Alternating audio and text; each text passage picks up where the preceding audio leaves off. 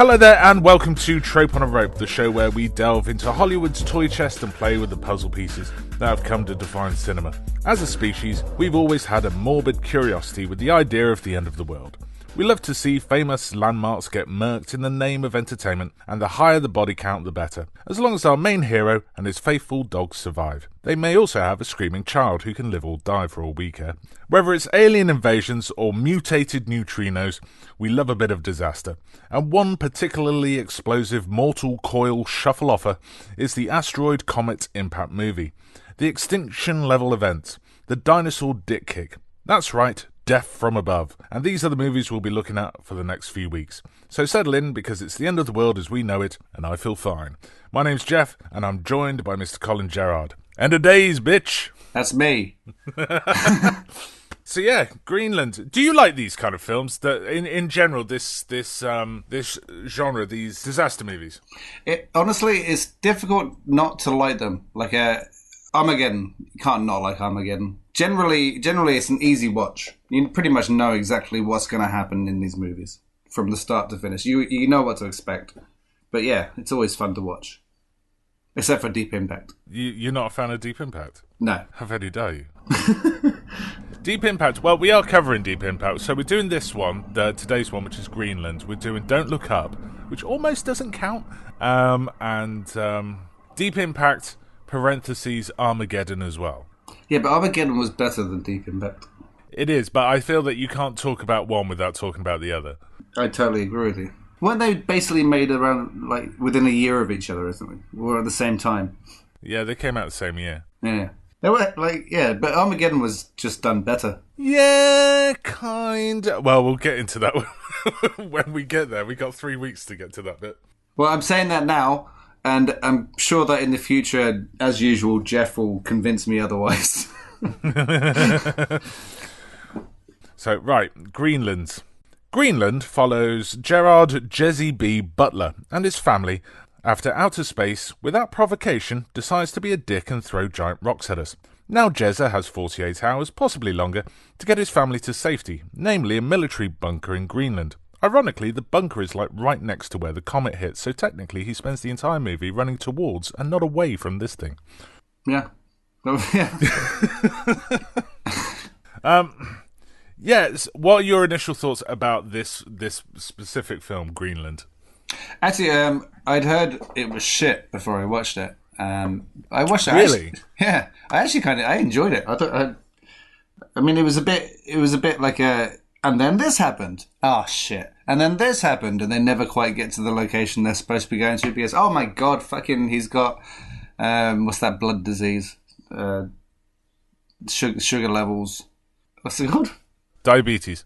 Oh shit! We've run out of the fucking insulin now. Well, let's go to Family Mart. Oh, now someone's trying to rape us. Oh, Family Mart. Like, for the anti-rape kit. So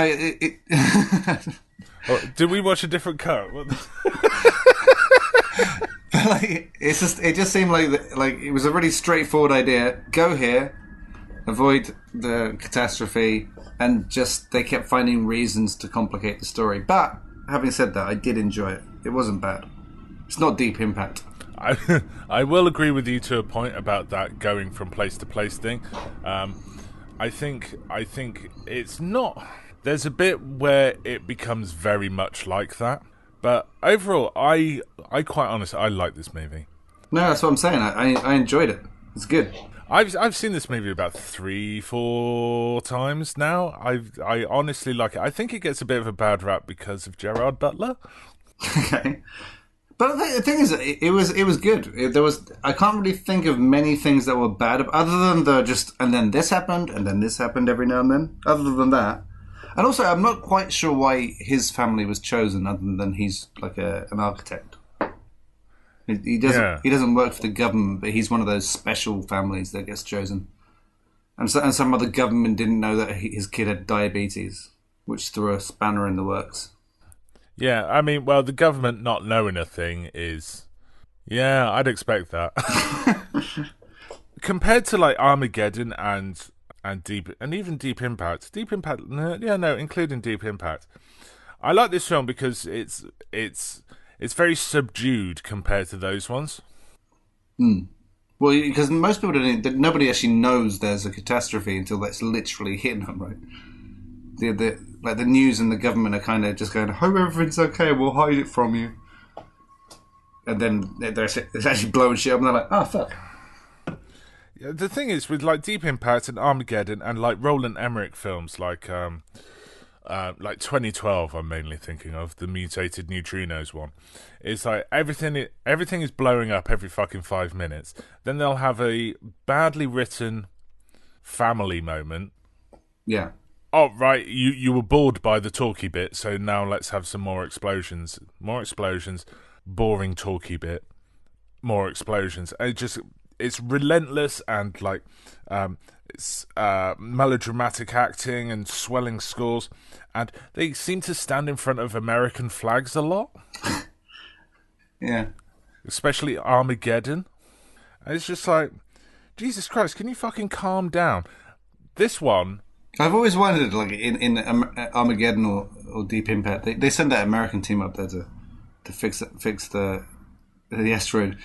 It's a wonder that they didn't happen to meet a Russian and a Chinese team on the way. And go, what the fuck are you doing here? Are we the only country trying to save the world? What the fuck? They also have like huge casts. If you think about like 2012, have you seen the film 2012? I have. All right, so Armageddon, Deep Impact, 2012. Which one was 2012? 2012 was the one where the world is like the Mayan calendar. It just starts fucking randomly. The world starts ending. Yeah, it rings a bell. Yeah, it's not great. But they have these huge casts. They don't like really pick a focus. Like, so you have the dad and his kids. You have the scientist that's following it. You have the president. You have a random nurse in a hospital or something. You have in 2012 there's 2 random old guys on a cruise ship for some reason. Like, you have these 6 different character groups and you're just jumping from each one. You don't spend enough time with any of them to really give a shit about any of them. Whereas this one, yeah, you spend the entire time focused on that one family, which I did like. But yeah, no, this film is like very down to earth. I mean, yeah, down to earth, down to earth on a comet coming down to earth. Right, I'm glad you said that because I did write that note in my things. It says it's very down to earth. Brackets, is that a pun? It is. Right, okay, cool. I mean, yeah, the world ends in this film, but it doesn't feel it needs to fucking bust its nut every 5 minutes to force the point home. Compared to these other movies that are like they're over the top, they're like swelling scores, action, melodrama, blah blah blah blah blah. This one's quiet. This one's slow. It slowly makes love to you, whilst the other ones are like being guest of honor at a bukkake party. Yeah. Yeah. Yeah. Plus those films like 2012 and like. To me, I know for certain I've seen 2012, and I do not remember a fucking thing about it. You've even mentioned a few things. It's either been deleted purposely from my memory, or I just so unmemorable that it's just deleted itself. 2012 and like Armageddon, like they're so over the top sometimes they can be kind of draining to watch. Like the last 30 minutes you're like, oh, for fuck's sake, are we not there yet? Oh, come on now. I do like the fact that there was literally no effort in this movie to stop the asteroids coming to destroy the Earth. It was like, shit. Right, everyone hide. Yeah. Right, I think that's a more likely approach. What would actually happen? Right, shall we get into the actual film then? So Gezzy B, he's a architect. Yep. He's going home back to his wife. They always seem to have marital troubles in these films. Yeah. That they overcome by the end of the tragedy. Yep. It's not really important what it is they're going through because in this one he slept with another woman. How? It's Marina Bakarin. What are you doing, mate? In 2012, it's because he's a fucking loser. In Armageddon, it's the Bruce Willis and his daughter have a bad relationship. yes, in Independence Day, he's separated from his wife, isn't he? Is he? No. Jeff Goldblum. Oh, Jeff Goldblum. Yeah. Okay. I was thinking Will Smith. I thought maybe slap someone on stage or something. But... they always have a problem that they have to like fucking put aside and get. It's like mostly not important what they're doing. It's got some pretty nice tension at the beginning. I like the fact that she asks him to go and get stuff from the store, and he's a bit snappy. He's just like, for fuck's sake. Oh, okay. Oh yeah. Yeah. I get everything. I'm sorry. It's like a recognisable moment of like you're momentarily annoyed and then suddenly realise it's more effort to be a dick about this than not be a dick about it. So. But they get over that. What's his accent in this? Oh shit! I remember this. I watched it recently. He's not. Is he Scottish or Irish? But his accent isn't Scottish, but he is supposed to be Scottish, right? The character. This character is Scottish, and also he is Scottish, but he seems to switch into American randomly. To be fair, that kind of makes sense. He's supposed to be a Scottish guy who's been living in America for a while, so your accent might slip a little bit. Yeah, so this is just Gezzy B's actual accent, the way. I think so. Yeah. Every now and then he slips into American. Yeah, no, he's sometimes American. I've written the note. Have I just been conditioned to forget he's Scottish? Because it comes up in the movie as well, right? Yes, it does come up in the movie. Yeah, because he says his mother-in-law wore a kilt or something. Yeah, and that guy. They end up trying. There's some right-wing guy who tries to kill him because he's he's got the ticket to freedom, but he's not a proper American. Yeah. Yes, you're right. He does go off his accent, doesn't he? So he goes back to his wife for the weekends. Well, it's not the weekend. They go back. They're going to have a party. You meet the kid. The kid has diabetes. Becomes important later. But on the drive back, it does the first instance of the news does exposition. Yeah. And it's kind of a little bit in the background. Like, I mean, you know what the movie's about because you're watching it and fully knowing what's going to happen. It's obviously a disaster movie. But it kind of mentions it on the TV screen in the little party in the background while people are having fun, and also on the radio in the car. Yeah. Comments are coming, but everything will be fine. Don't worry about it. Let's all yay. News doing exposition is quite common for these things, but I think it makes sense in this one because the main characters are normal people. That's where they would get their information from. Like, you watch, like, Independence Day and, again, 2012 and even Armageddon. The president's watching the TV. The president or the guy from NASA is like watching breaking news on the TV. I'm just like, don't you have guys for this? Aren't you the guy who's doing this? You're the guy that... Yeah. Billy Bob Thornton, come on, man. Get your act together. Billy Bob. The president's getting all his fucking information of fucking CNN and BBC America. I particularly like Independence Day because they get all of their information from Sky. Which I'm pretty sure America doesn't watch at all. Yeah, they got it from Sky News for some fucking reason. Because those Europeans know a lot more than us. But yeah, in this one, it makes more sense because they are people, they're normal people, and that's where they would get their information from, right? Yeah. Also, I like the military moving in the background thing. Yeah, just all of a sudden, all of the military jeeps and shit going, and the helicopters and stuff, but with no warning whatsoever. Yeah, like they do know something's up. They know something ahead of what the normal people do. And like, what are they fucking off to? I suppose they're setting up the air bases. That's what they're doing. Yeah, but like they haven't told anyone because I assume they want to avoid a panic or whatever, which is the exact opposite of what they cause. It's also seems to be like last minute scrambling, because I like in this where what the comet is doing. The comet's called Clark, incidentally. Yeah. Which I thought may have been a Superman reference. Well, oh yeah, good point. It just keeps getting worse. Every time they update like more information about it, it's a little bit shittier. Like it starts off as a flyby, Yeah. and then it's like, oh no, it will a piece will hit, but it will hit the water. Okay, the piece is actually a little bit larger than we thought, but it's still going to hit the water. It didn't hit the water. Not only did it not hit the water, but it sent a massive shockwave that scared the shit out of millions of people. Sorry, we're rubbish at being the news. Yeah, no, they're talking about, it's going to hit in the ocean or it's going to hit in the Gulf of Mexico, and they're very blasé about this. It's going to be hitting either the ocean or the Gulf of Mexico, ignoring that there's a big bit of land in between those two things. And that's where it fucking hits. It hits in Florida, right? Yeah, which is, I'd say, the best place it could hit, really.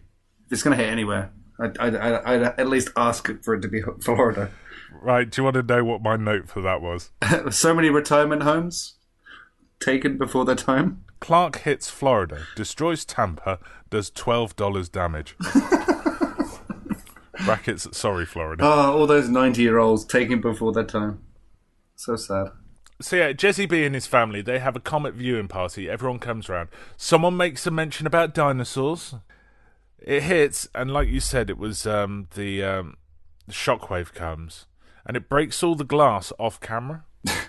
Yeah, all the glass on camera's fine, but... Yeah, no, there's this huge... When it cuts inside the house, they go, because you can hear glass breaking at the front of the house, but there's this huge window behind them. Which is fine. Which is absolutely fine. Nothing happens to it. That one was double glazing. John gets the presidential alert, which tells him basically that he's been selected because he's an architect, which is a profession. And everyone just fucks off to check if they've got one too. I've written brackets spoiler alert. They didn't. Due to the fact that we already know they didn't, because they didn't go beep, beep, beep, beep, beep, beep on their phones. Yes, and one character actually does point that out. That happens in Deep Impact, actually, when Elijah Wood's character, he gets a phone call to say that he's been selected. At least give him the respect of calling him by his real name. What, Elijah Wood? Frodo. Oh, Frodo. So Frodo, in that film, he gets they're having again, in that film, they're having a viewing party. Frodo gets a phone call saying that he's been pre-selected. They have a lottery in that one for like normal people, but he gets pre-selected, and then the people that he's with, the parents of the girl that he fancies, they go, "Oh, we should go home. Maybe they're calling now." But I suppose that was the 90s before mobile phones and shit. But yeah, no. One character in this goes, "Yeah, but our phones didn't ring." Pretty sure there's not going to be a letter through the letterbox. I was going to say fucking like an old-fashioned email, but I thought, oh yeah, no, there's more than old-fashioned than email. There's actual fucking mail. Just one character in the background, a pigeon lands on his arm. Oh, I've been selected, guys. Oh, they should do that. An old-fashioned, like a Western end-of-the-world movie. Where they all get fucking telegrams and pigeons. Some guy turns up on a horse. I know the end of the world thing's already finished, but I finally got here. You've been selected. They pack and leave. They go to the what's it called? The flights, and they get stopped in the street by their neighbour, and their neighbour like tries to give them a kid. Yeah, take your kid with me.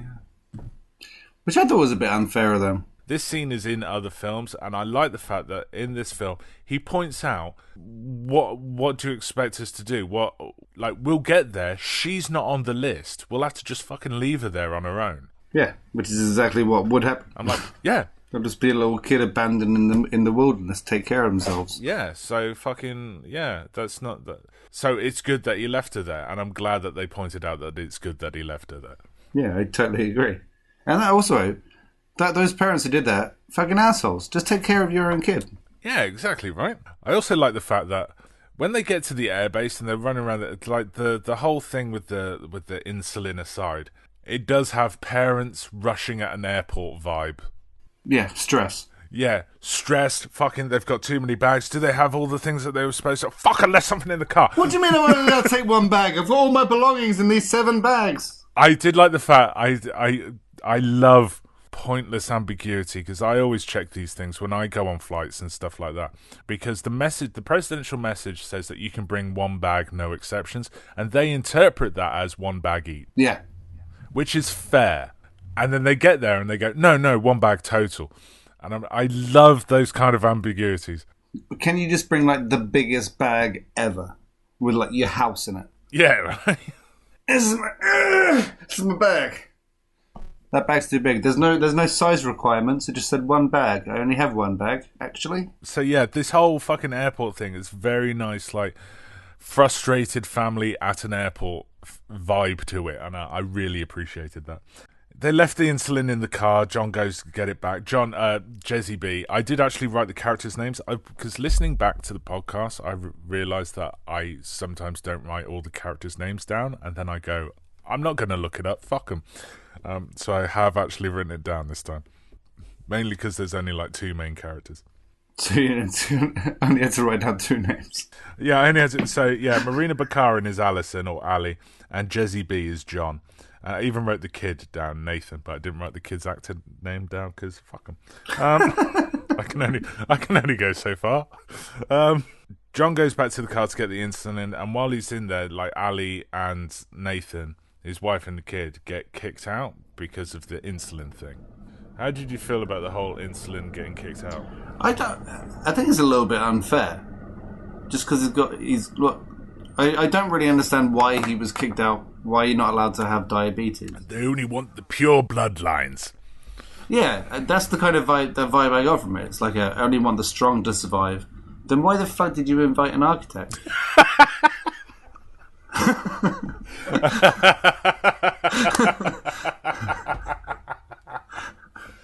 You'd pick an engineer, not an architect, right? Exactly. That'll work and draw. Not good for you. Yeah, so the diabetes thing, it's not like they've run out of insulin. And also, you know that when the end of the world thing actually happens, and they spend a certain amount of time underground, and then they go up to the surface to repopulate whatnot and build things, that doesn't actually take that long. It's not like they're going to run out of insulin in the interim. So why is the fact that he's got diabetes such a problem?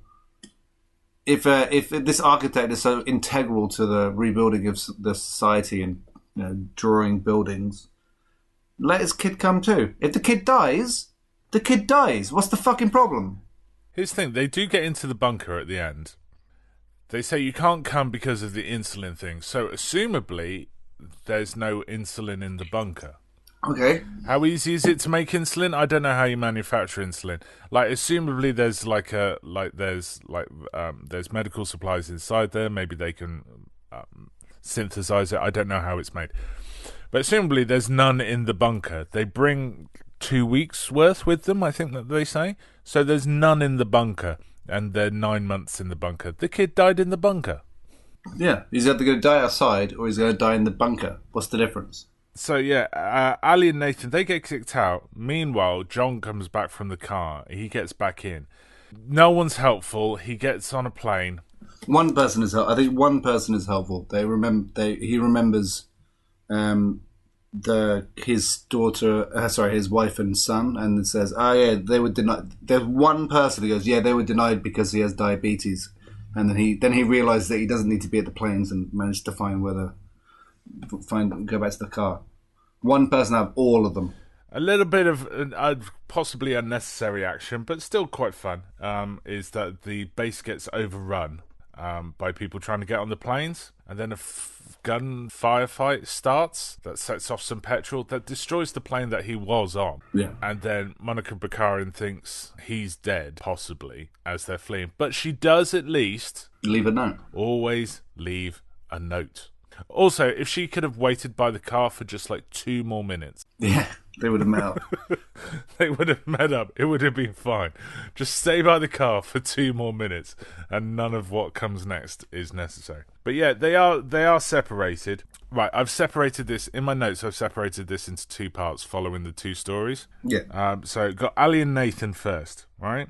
So they try and get more insulin because They go to the family mart. Gezzy B's got the insulin, so they need to go get some. I can't remember if they get any, but it starts getting looted. Yeah, they don't get any. Someone gives it to them later at the checkpoint. Yeah, I remember. Yeah, and they give him loads as well. I seem to remember. Yeah, it's really nice for that one kid. I think this film has a good mix of people who are absolute fucking dickholes and people who are actually quite nice. Yeah, and also one thing I liked about it was, and I really liked this, was like they're complaining like, just let us on because this is my son. Do you have kids? Like, yes, this is my son. Like, don't you care? And they're like, my entire family and myself were excluded from this. Yeah, we just work here. So, no. Yeah. We're not allowed on there at all. My entire family are not allowed on there. And you're worried about your one kid? Yeah, I sympathise with you. But at the same time, fuck you. Yeah, I like that as well. That was good. Yeah, all the military personnel, they're just like, yeah, no, we just work here. We just do. A lot of people in this film do their jobs to the end. Yeah. Which you kind of expect, especially from military personnel. Yeah, it would happen. It would be like that. Yeah, which is like it would happen. Maybe you should have some fucking sympathy for me, who's helping you, and my entire family is not allowed on. How about you get some fucking empathy? You're not the main character of this story. Oh, hold on. Whilst you're spending your these many hours of your last 2 days of Earth, I'm spending most of it at work dealing with shits like you. So go fuck yourself. And still somehow being professional. Yeah. So they try and get some drugs, and then they get a ride from a couple. Seem lovely, but the dude seems like a red flag from the fucking beginning. Yeah, man. The first few sentences he says, I thought, wow, is he possibly a pedophile? Like, he's like, such a beautiful child. Get out of the car. Get out of the car, Alison. Yeah, no, just the look of him is just like, wow, he's gonna fuck one of you. and even the wife seems wary of him, right? Yeah, but she goes along with it. I don't know why the wife goes along with it. It's fucking mad. But he kicks Ali out, just drags her out of the car, pulls her by her hair, out of the car, throws her into Central Reservation, then drives off with the kid. The kid, for some reason, doesn't get out of the car. So I'm thinking, you stupid fucking kid. Like, the doors are open. Yeah. And they haven't set up like a thing like he's locked the doors from the front seat. So you should be able to get out.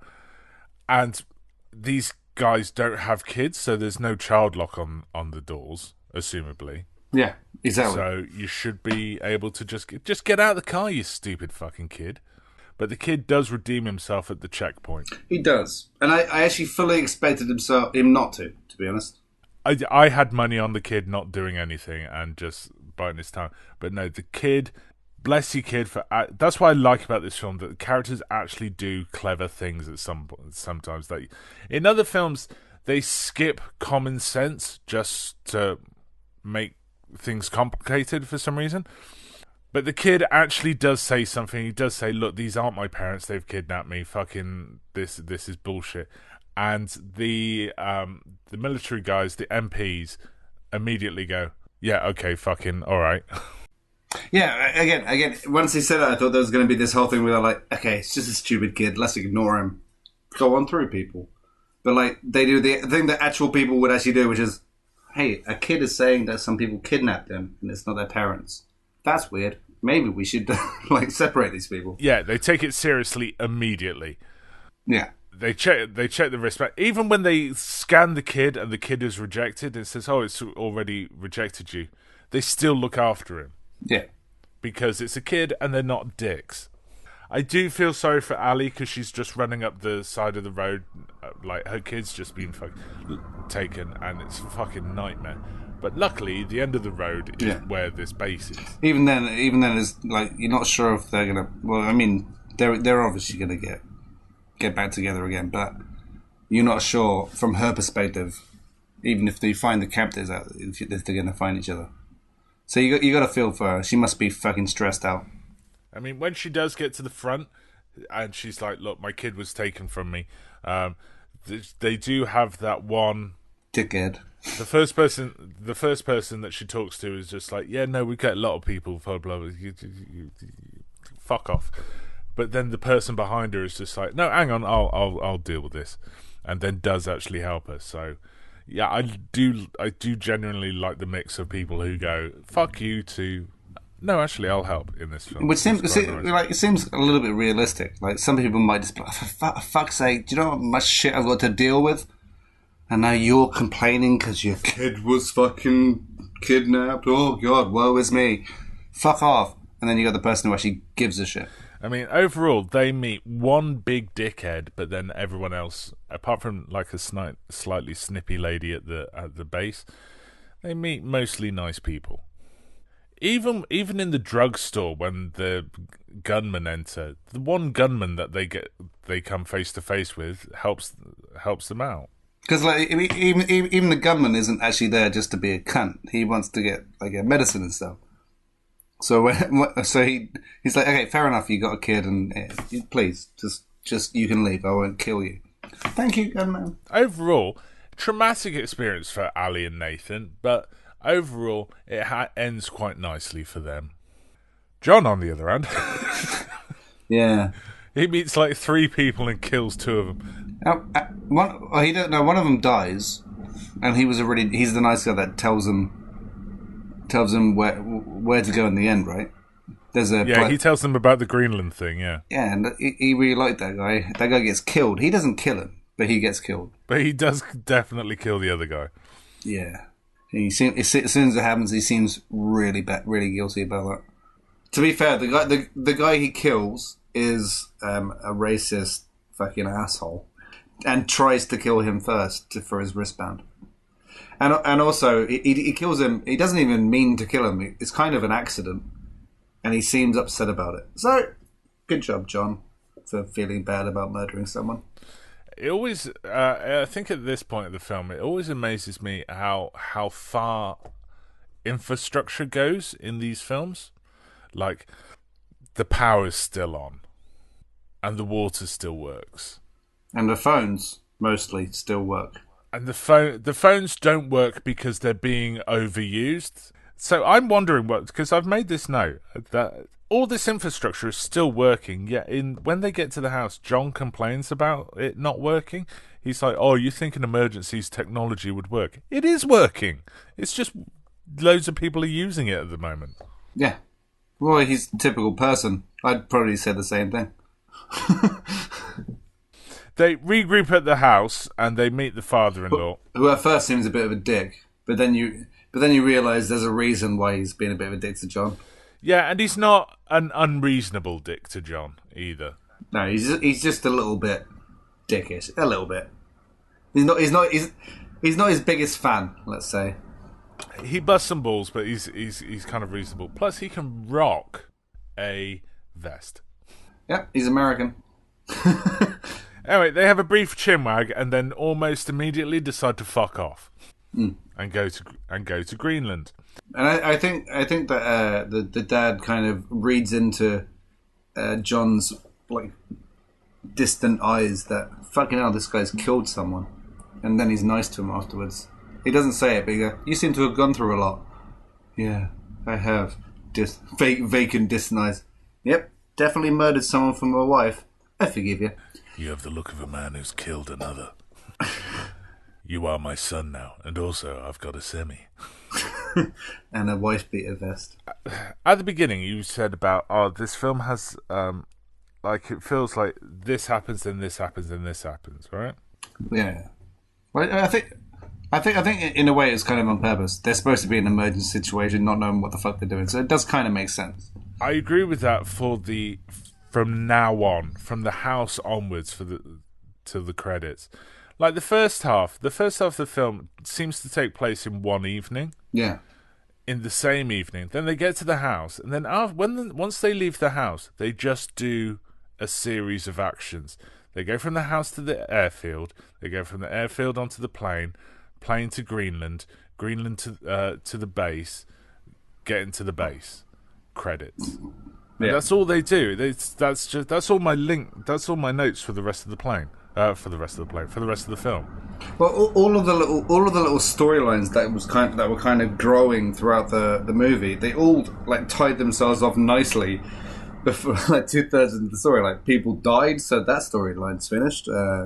This storyline's finished because those guys were denied entry because they fucking kidnapped the kid. This storyline's finished now because the Allison and Nathan have met. Okay, this story, all of the like random little storylines and little characters that we met were either killed off or their storylines were neatly wrapped up. And then it was like, now what? Well, guess we'll just go to the bunker. I suppose. Yeah, the minute that they get to the house, the film kind of ends. Yeah. And then they have the thing is, when they're at the house, they have the chinwag, and then whilst he's having the chinwag in the barn, in the stable, a piece of the comet hits, as if to remind us, this thing is still happening. I remember why we came here. All right, yeah, no shit, yeah, no, there's the thing. And then they spend the rest of the film trying to... Like, it's from the house onwards, it's the only part of the film that becomes like one of those stereotypical, these kind of like disaster films. Like, they get stuck in traffic. There's a meteor shower whilst they're in traffic. They get on the plane. They get to Greenland. They walk to the base. The plane crashes. The plane crashes because a meteor hits. They get into the bunker and then they hide. And yeah, it's just from the house onwards. Everything up to the house, yeah, I'm loving this. Totally agree. And then from the house onwards, it's just like, yeah, no, we just have to go through these motions till we get to the credits. So here's my notes for this section. Everything from here is just moving pieces where they need to go. Drive to the airfield, get a plane, walk to bunker, get in bunker, duck. Yep. Greenland, credits. 9 months later, and then emerge. They merge, it's 9 months later, they're sending out radio signals, say, oh, this is Greenland base, can anyone hear me? It's Greenland base, can anyone hear me? And then they get a reply from Helsinki, and then... you speak English, obviously. And then New Zealand and India and so on and so forth. Well, to reply to the message, yeah, they would speak. But they show the devastation of the world, and so they show Sydney, and they show Mexico City, and they show Paris. And to be honest, from the look of the places, doesn't look that bad. Like, everything's fucked up, but you could survive that. There's still probably a shitload of people alive on the surface. Yeah, right. It doesn't look that bad, especially like Sydney, because they say it's going to hit in Europe, so it hits in Europe. So Sydney's like the other side of the fucking earth, and it looks fine. Mexico City looks fine. Paris looks fine, like the Eiffel Tower's a bit bent over, but it looks fine. Stick a pin in that one. Come back to that in a second. Okay. Where the actual hit is, because it shows a shot of the earth from above. Do you remember where it hits? No. I believe it was somewhere on Earth. Am I close? That's the UK. Aw. Fuck. But we're so small. What are the odds? When they showed the shot from space, it hits the UK pretty much dead on. Cool. From the map, and it seems the copy that I sent you is a bit low res, but you can kind of see all of Northern Europe is destroyed. Germany's gone, France is gone. Remember Paris? That landmass, that's the Alps. That's on the coast now. So Europe's just gone, basically, mostly. Europe's just gone. It hits the UK so dead on it almost seems personal. Yeah. Greenland, incidentally, how fucking close is Greenland to this hole in the planet now? Pretty fucking close. You've spent the entire fucking film actively running towards this thing when you should have been running away from it. I think if he had stayed at home, they'd have been fine. Helsinki, who reply to Greenland's call, they're right on the edge of this fucking thing.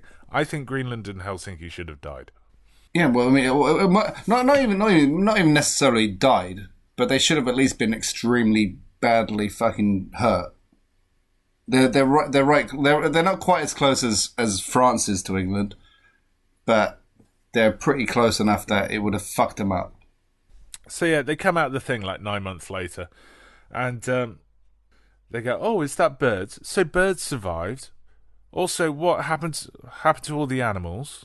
What happened to plant life? Where if plant life's gone, then but plant life wouldn't be gone. Like you said, the decimation wasn't like annihilation wasn't full annihilation. You still have some buildings hanging around, so I'm pretty sure that. They do say the implication is that like the dust cloud goes around the Earth and the dust cloud lasts for several months. So that would kill the plant life. Ah. If the plant life's gone, then there's nothing to feed the animals. The animals die. Also, plant life makes oxygen. I like oxygen. Yeah, right? So all these people are going to die. Slower. Which is later. a fun note to end the film on. No, I mean, maybe they kept a couple of flowers and they brought them into the bunkers with them. I suppose there is a seed bank. That's a real thing in the world. Yeah, but even then, like if you got a seed bank, brilliant. But I mean, you're going to plant the seeds. That's not going to instantly form trees. Good point. I didn't go over the Rotten Tomatoes thing. Rotten Tomatoes is 78% and IMDb is 6.4. To be honest, like I totally agree. It was a good movie. It's actually of all those disaster, death from above movies, it's one of the best ones I've seen. Yeah, because it's relatable. Yeah, I mean, I love Armageddon because Armageddon reminds me of the way those death from above movies used to be. Very melodramatic, but of the melodramatic ones, it was probably the best. But watching this and then comparing it to Armageddon, this is actually by far a better movie. Do you have any other any other notes? I didn't actually have any notes coming into this. Yeah, no, my fault. I did ask you that. All right, that'll do it for this week. Next week we are looking at Don't Look Up, I believe, right? Which is a Netflix film. I believe that's the next one. I've seen it once before. I thoroughly enjoyed it. I'm not sure if it necessarily counts as a death from above movie. All right, where can people find you if you wish to be found? Colin.gerard.92 on Instagram. That's pretty much the only thing. And there's nothing interesting there, so I would thoroughly advise you not to bother searching. It is linked, though, below the video version of this on YouTube. You can get me on YouTube at The Badger's Apprentice, where you can also find the video versions of these pods, as well as on Twitter at TBA_tweets. Right, that'll do it for this week. See you next week. Peace out, motherfuckers.